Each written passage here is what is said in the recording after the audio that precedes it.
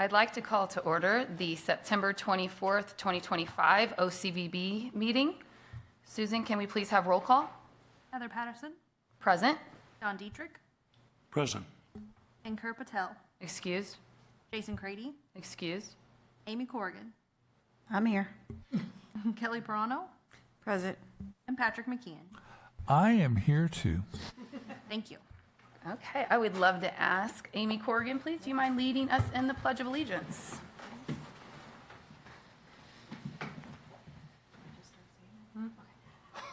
Pledge allegiance to the flag of the United States of America and to the republic for which it stands, one nation, under God, indivisible, with liberty and justice for all.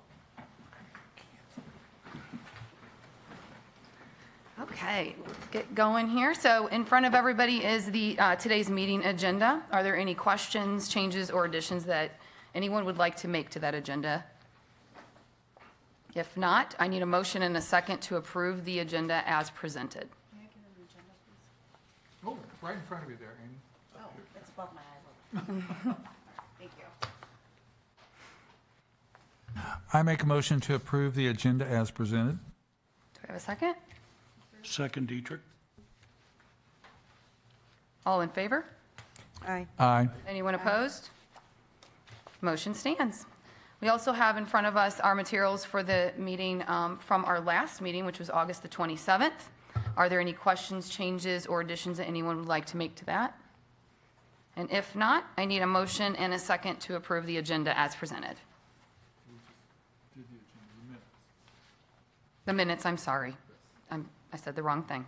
Yeah, that's okay. We understood what you were meaning. I make a motion to approve the minutes and attached materials as presented. Do I have a second? I will second that. Motion stands. All right, we're going to, All in favor? Yes. all in favor? Thank you very much. Aye. Aye. Anyone opposed? Motion stands. All right, we're going to go into our discussion items for today's meeting. We're going to start off with updates from our O'Fallon tourism venues. I was informed that the museum would be here, and then also, let me think, also Car Shield Field. So maybe they'll show up, but maybe they'll show up and we can kind of have them come up and do what they need to do with their update. But we do have someone here from Rush, so if you would like to come up and introduce yourself, sir, and give us an update on what you guys might have going on. Welcome. Thanks for being here. Yeah, thank you. Appreciate it. Hopefully you can hear me all right. Yeah, thanks for inviting us. My name's Nick. I'm the executive director for Missouri Rush. So we're kind of operating, for those of you up there that may not know where we are, so we're on the western side of the city, right there at Highway 40 in Wing Haven. We operate a soccer park there. We are currently operating at about capacity out there. Several thousand kids week in, week out there. And on the weekends, several thousand families coming through our park. And we are at capacity, so that's good. There's a lot of construction and stuff going on around us in the Caledonia area.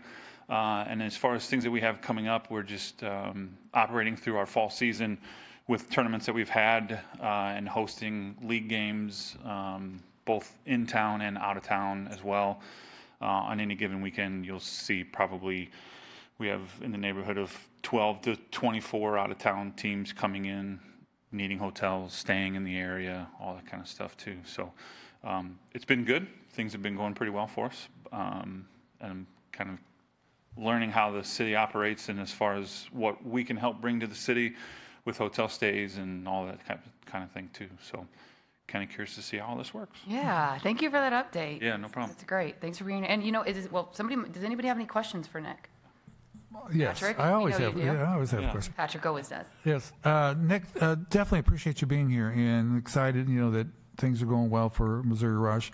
You said you're kind of near capacity. Is that in terms of time on field time? Is that the number of participants? Yeah, kind of all the above, right? So number of fields, number of time, number of players, number of available fields to host games, all of that stuff. So it's a good thing rather than having a bunch of vacant space, but then it also brings about its challenges too of how do we get more space, get more players, to get more teams, to get more activity, all of that stuff, right? To bring into and through the city.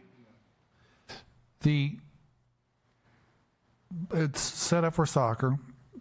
Do you have inquire or interest from other type of activities? Yeah, I'll say lacrosse or Yeah, for sure. When we first started, we did have lacrosse pretty heavily involved, but we have since kind of phased that out because we needed more time for the soccer families. And so we can host other sporting events there. We just don't really have any room at the moment to do that. So that's the biggest challenge. You also operate sand volleyball, is that correct? There is sand volleyball there. We aren't the operators of that, but yeah, there is sand volleyball at the facility. Yeah, every night I think now. So they're busy too. Yeah.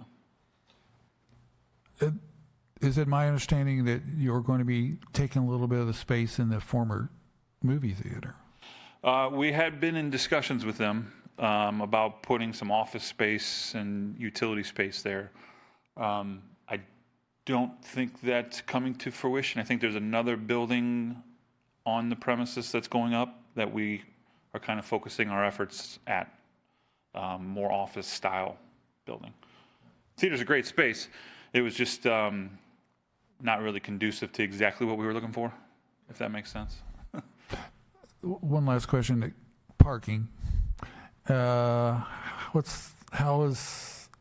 people being able to find places to park? Is that an issue? Yeah, I mean, anytime you go to a busy place, parking is looked at in, I think, in two different aspects. One is, people complain if they don't park right by the entrance to the field, right? Parking can be terrible if I have to park, a 30-second walk, but it doesn't mean that it's full. But yeah, I mean, I think once everything over there is fully developed, everything's cross parking, so more parking lots are being added to it. But I do think, just like with anything, a busy place is going to have a lot of cars around it. So, to directly answer that question, I would say it's yet to be seen. But I would imagine there'll be some longer efforts in finding a parking space than just pulling up and finding one available.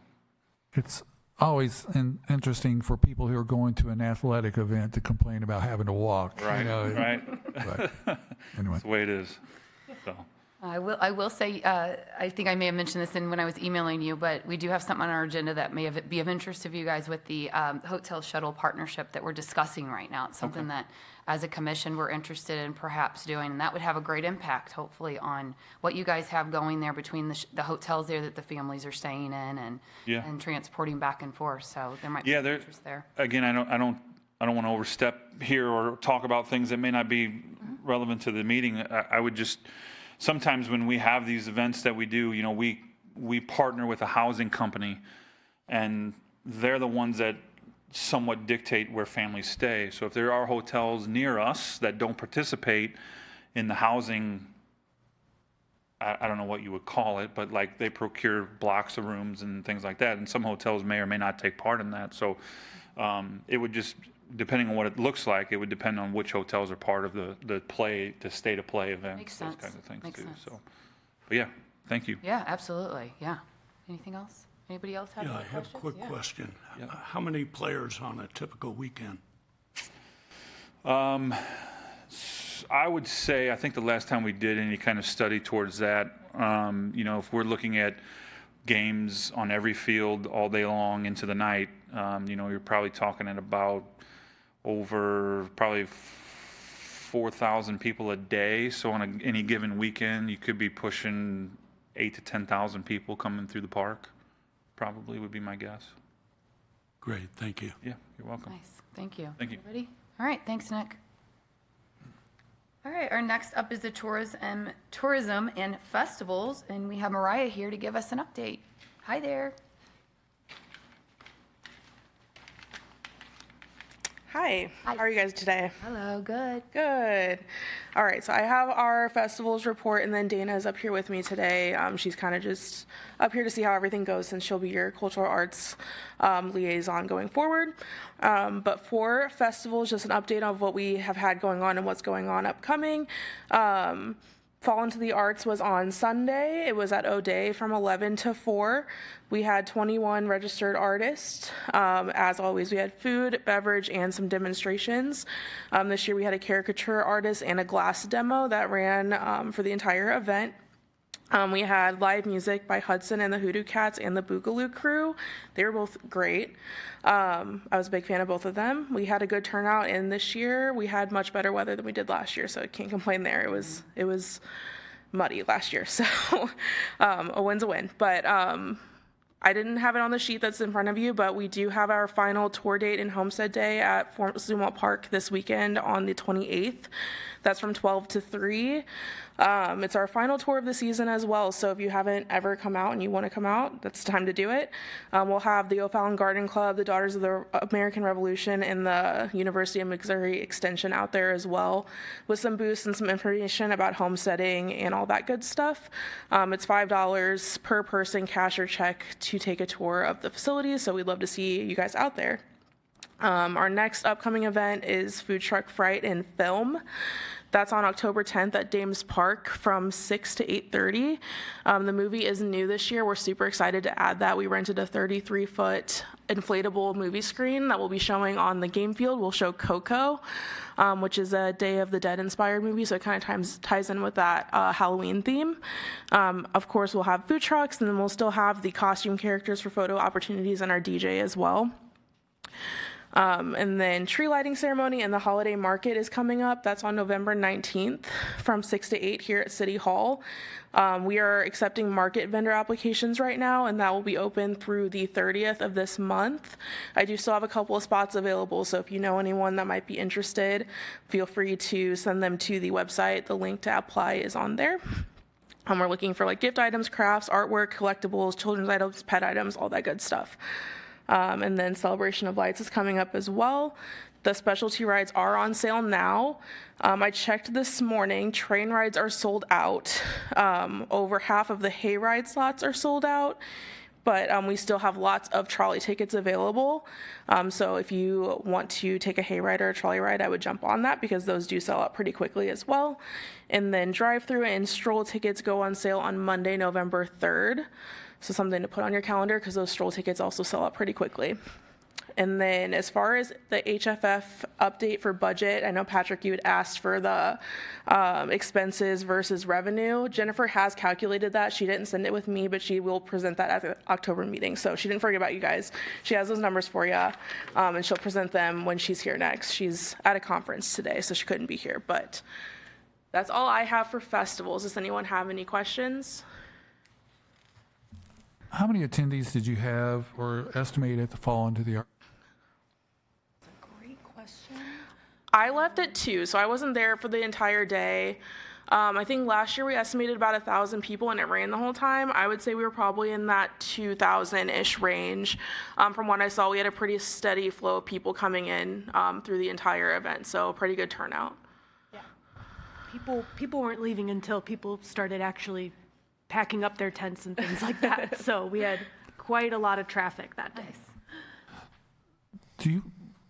I'm not been able to attend. Do you have an entry point? Do you have the ability to count attendees? That's definitely, hi, sorry, I'm Dana.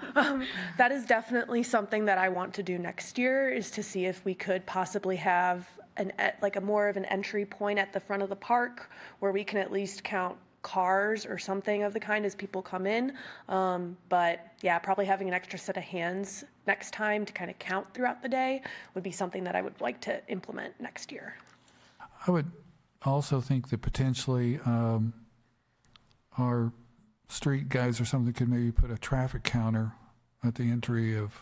I like that idea. Yeah, that you could maybe just get an idea of vehicles, and you don't know how many people are in a vehicle, but at least you would have something to support your efforts. So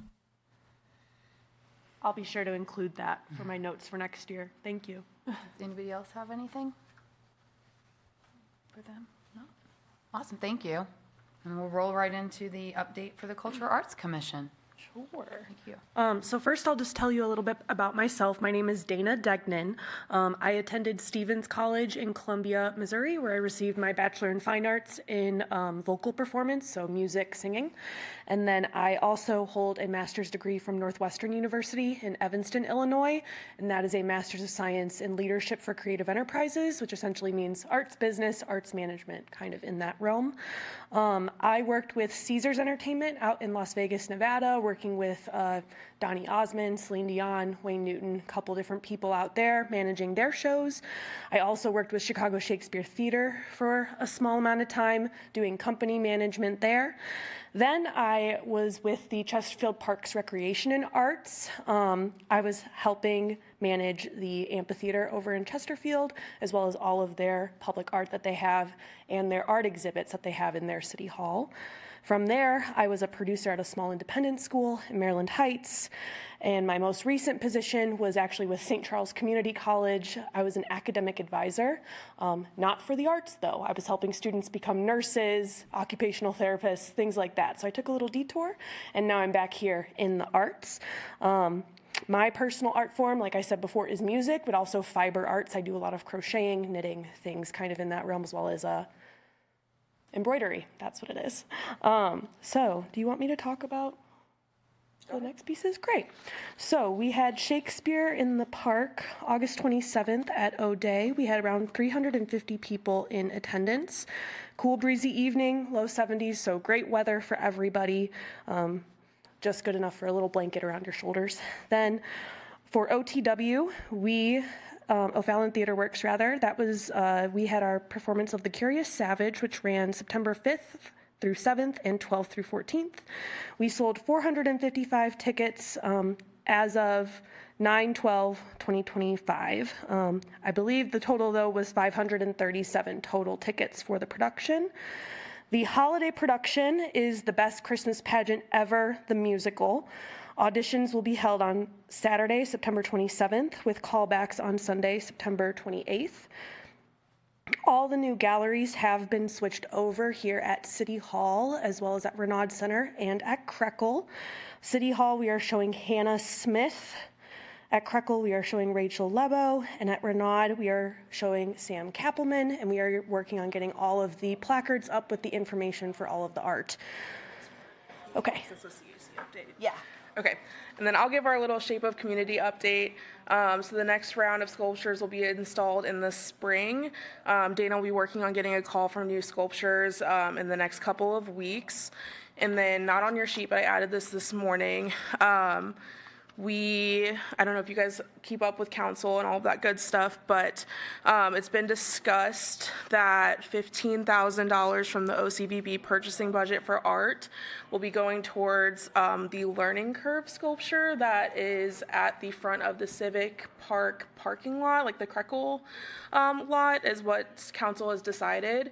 And then with the remaining $10,000 in the budget, the CAC would like to purchase a Noble Winds bench that will be used as an art demonstration for Heritage and Freedom Fest, the America 250.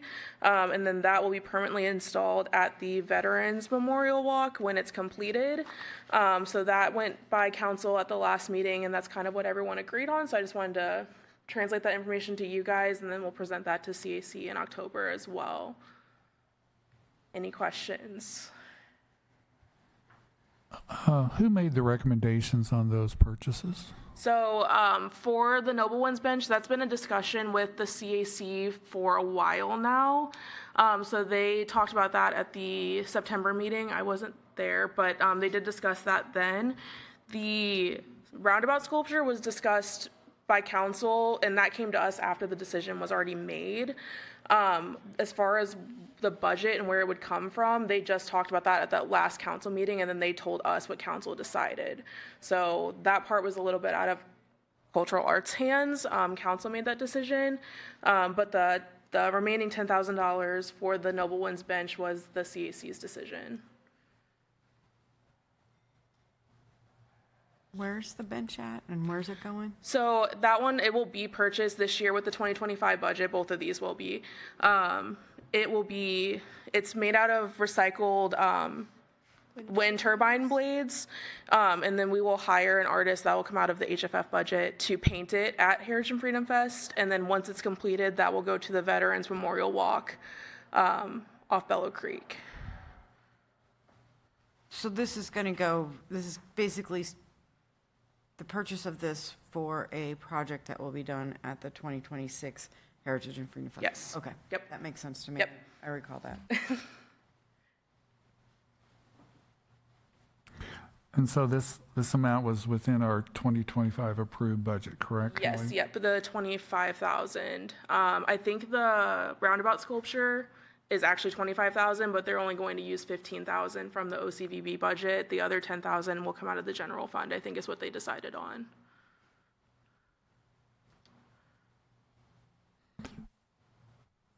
At our next meeting, could we actually see what these things look like? Yeah, Jenna has a presentation. I added this today and I was like, I don't have the USB or anything. She has a presentation that has all the pictures and all the good stuff, so I'll have her bring that. There's a mock-up even of what the mural could possibly look like. That's really neat, so I'll have them bring that to the October meeting as well. Does anybody else have any questions or anything they'd like to add? The new galleries work at Renaud, it replaced some work that was done by Ken Conchel. Do you know what happened to those pieces? Those, I believe, were picked up by a family member of his after his passing. So they have been taken care of and cared for by his family. Okay,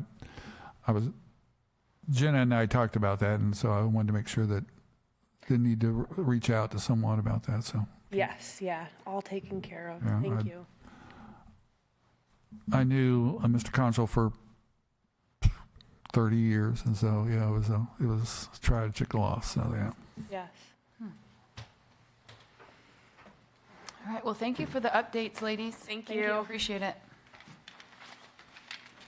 All right, next on our agenda is the Hotel Shuttle Partnership Program, and I think that Mr. McKeon here will speak to that. Yes, he will. Okay. In your packet of information, you have a working document that is entitled City Hotel Shuttle Partnership Program.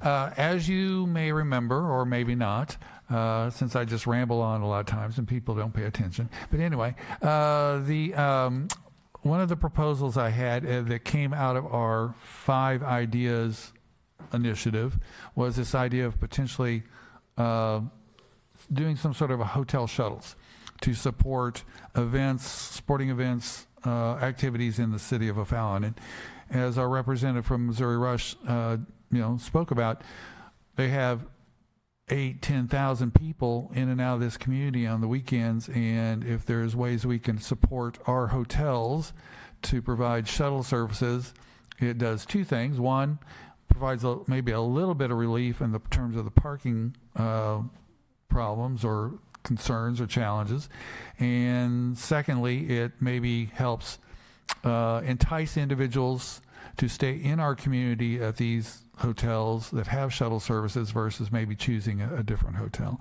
So I have put together with my good friend AI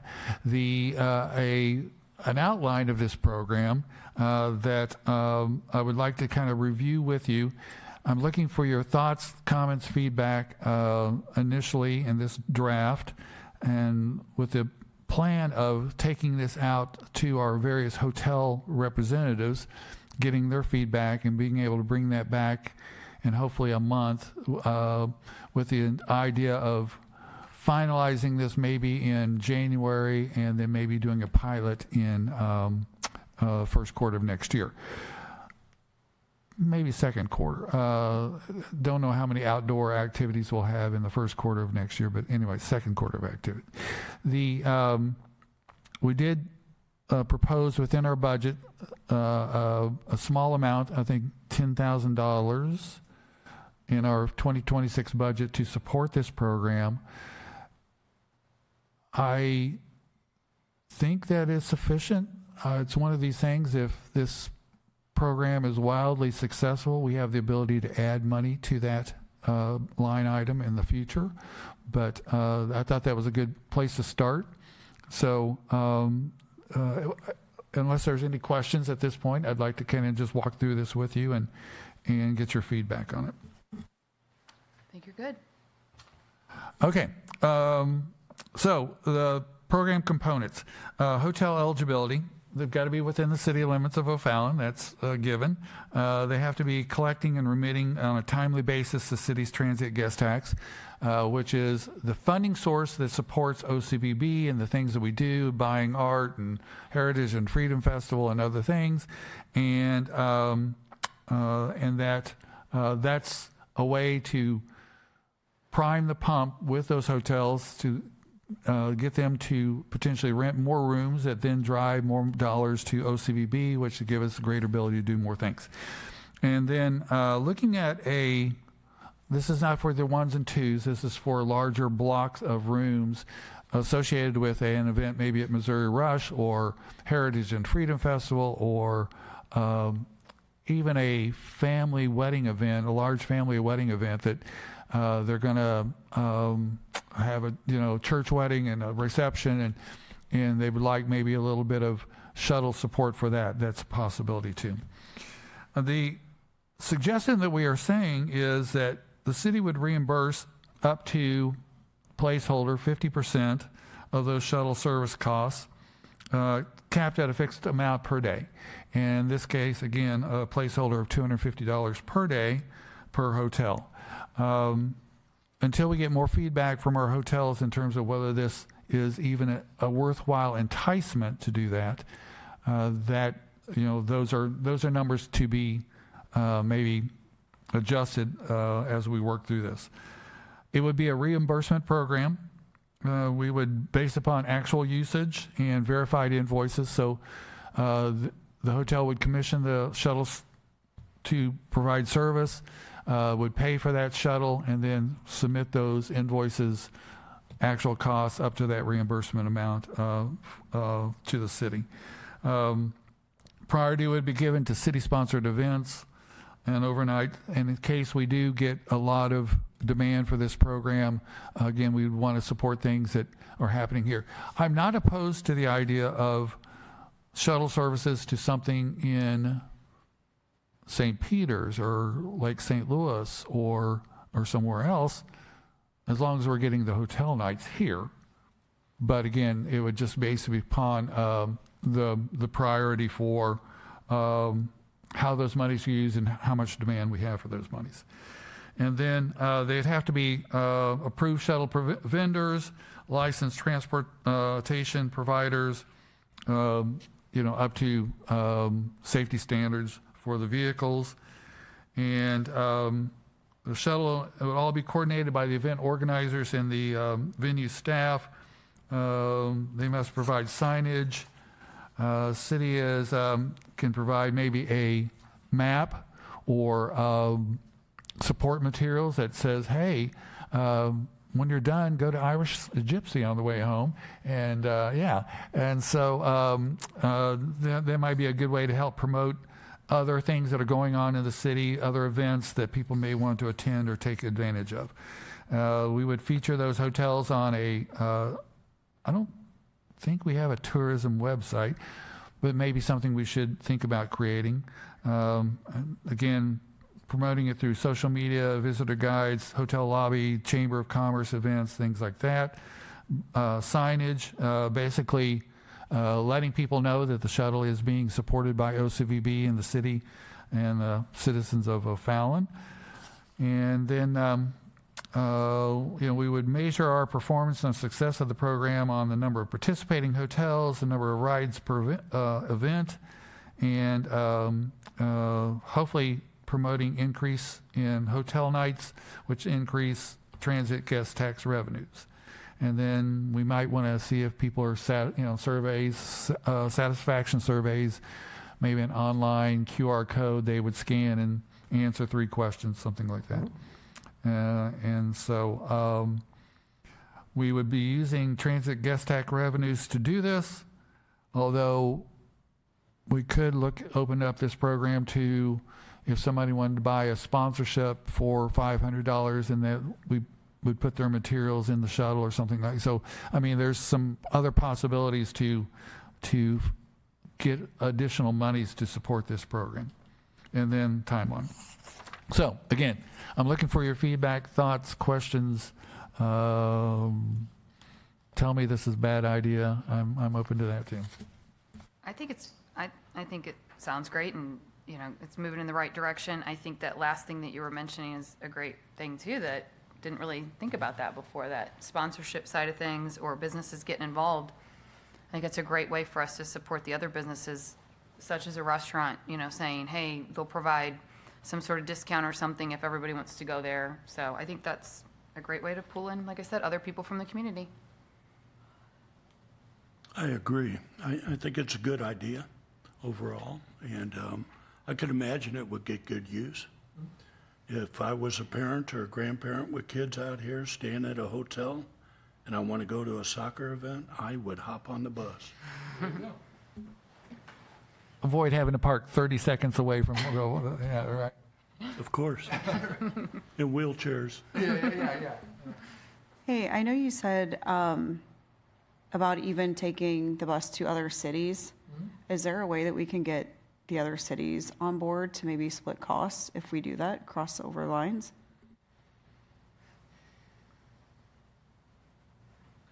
That's a thought. I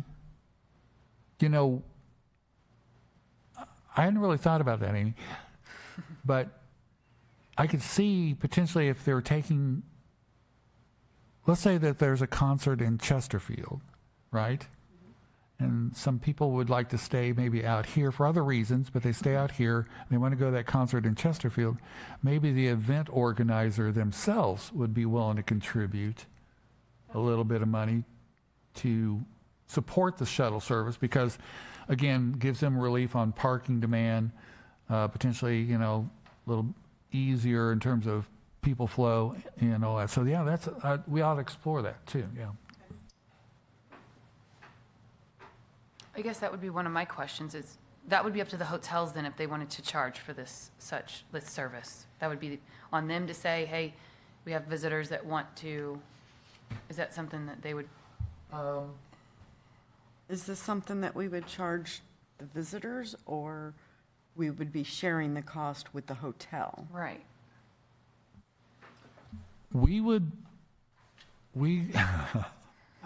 These are all good questions. We would, let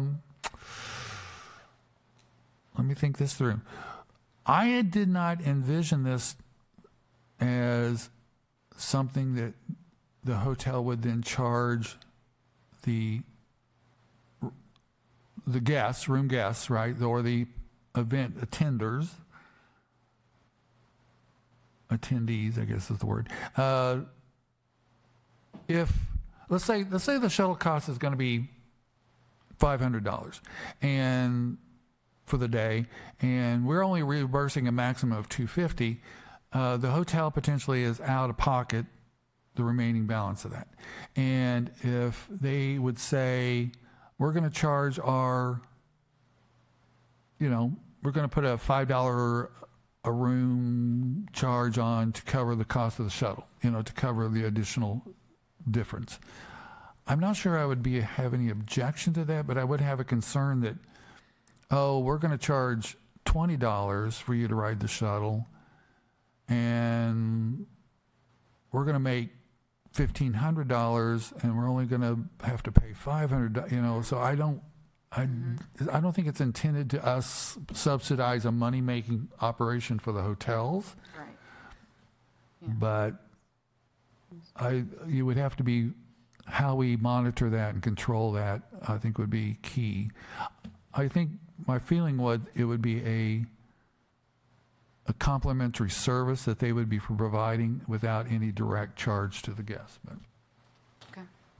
I was going to say, one of my thoughts was when this comes up however many times ago, is that when the city has a specific event, Heritage and Freedom Festival is a good example because it's on the opposite side of the majority of our hotels. So the hotels could actually promote, stay here, we have a shuttle. And the city is helping participate in that cost, which is that extra service they're offering them. So I would hope they wouldn't pass it on, because this is to encourage people to stay there and lessen their costs. Agreed. So Right.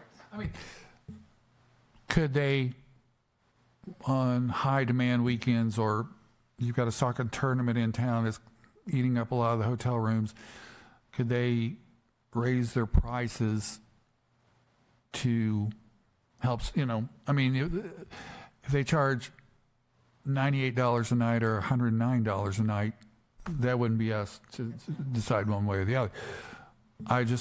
I wouldn't want people getting on that city-sponsored shuttle and then, oh, hey, where's your $20 ticket, to ride? So, yeah, I think we'd have to build that into the program, participation requirements. Good point. I agree. Anybody else have anything on this program you'd like to add? Well, I appreciate all the feedback, and again, the next step for us would be to take this out to our hotel providers and get their feedback and thoughts, and as to whether this makes sense, whether this is something they'd be willing to participate in. Do the numbers make sense for them in terms of moving the needle towards providing these kind of services? Maybe they do already to some extent, and this would just be a way to make that more effective or more greater utilization. And then hopefully I can provide some of that feedback at our next meeting and kind of build from there. Well, thank you. Thank you for sharing all the information with us. Appreciate it. On to the next thing, which is the budget. Kelly's turn. be me. At the last meeting, we went through a couple of scenarios where we approved for including rail district support, historical preservation, Mid-American Veterans Museum, and the sports tourism partnership programs. We added those into the budget, so attached to this agenda is the new budget with those revisions. So and I also updated it so you have year-to-date numbers on the copy that I passed out earlier today in the meeting. We are on track to come in real close to our projected in revenues. And I have all the projected on expense side. A couple of them may look a little off when you look at Heritage and Freedom Festival. The original budget was $315,000. It's projecting to do $415,000. That looks like that is because we issued a purchase order. That purchase order from 2024 carried over into 25 when it gets paid, because that's the deposit on our entertainment. We will in turn issue a purchase order this year for next year's entertainment, so it kind of rolls. When the actual comes out, it may look a little closer to the $315,000, but right now, because of what we actually spent and the POs that we're issuing, our projected looks higher than what the actual is going to come in at. I hope that makes sense. So the amount coming out of each budget year is $315, but for accounting purposes, it shows a higher because of this rolling over deposit, correct? You're correct. Okay. Kelly, on special events, am I reading that correct, that it's 50,000 total, of which then there's 4 additional items underneath that, or is that? The $50,000 is for the special event that will be at the stadium. That's to be determined. Okay, And then each one of the other events are listed separately. okay, So it's 50 plus. plus those 4 items. Correct. Got it, okay. And the marketing and professional fees is outlined like that. Our regular professional fees is $100, and then the added marketing consultant services of $25. So the line for professional fees is actually $25,100. Is the special event, because of those carryover numbers and everything else, is that 50,000, is that what we had allocated for the stadium event last year? Last year, I believe we had a stadium event of 75,000, and some of that got moved over to the O'Fallon Theater Works for, I think it was like 60,000 for like the lighting and the various equipment. But it went towards supporting upgrades and improvements to the O'Fallon Theater Works. So in this case, the 50,000 is amount lower than previous years in terms of the special event portion of that. And we have, of which, okay, and then you're projecting that of that original amount budgeted, there is 44,000 has been spent. Do you know whether we have paid the Rail District their $5,000 this year? I can double check. I did look in the past where we did actually issue the check out of this account, but I don't know if that was this year or Well, previous year. I think that passed my desk, that invoice. So maybe I think it has been paid. Yeah. In the past, you were. Never mind.